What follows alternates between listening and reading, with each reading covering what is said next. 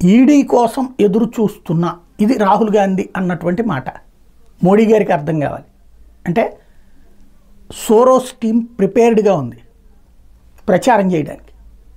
ED వచ్చింది అంటే అయ్యయ్యో అన్యాయం జరిగిపోయింది, ఇప్పుడు కేజ్రీవాల్కి అన్యాయం జరిగిందని నేను, లాలూ ప్రసాద్ యాదవ్కి అన్యాయం జరిగిందని నేను, అంటే రాజకీయ నాయకుల అవినీతిని ఒకప్పుడు అసహించుకునేవాళ్ళు జనం.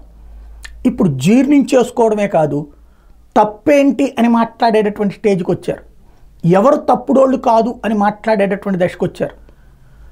అలాంటి స్థితిలోనే కేజ్రీవాల్ని కాపాడడానికి, ఇటు కవితని కాపాడడానికి జరుగుతున్నటువంటి ప్రచారాలు చూస్తున్నాం.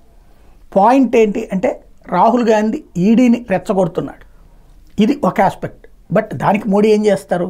నేను అన్న అసలు పాయింట్, ఆ హెడ్డింగ్ పెట్టడానికి అసలు కారణం ఏంటంటే ఈడీలో ఉన్న వాళ్ళు సమాచారం ఇచ్చారు అంటే అర్థం ఏంటి?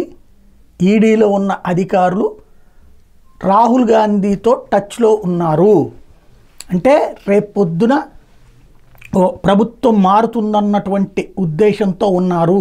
ప్రభుత్వం మారాక తాము ఇబ్బంది ఎదుర్కోకుండా ముందుగా రాహుల్ గాంధీతో కాంటాక్ట్ మెయింటైన్ చేస్తున్నారు కొంతమంది.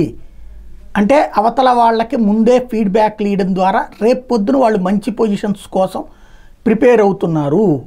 ఇది అసలు నిజం గ్రహించాల్సినటువంటి అంశం.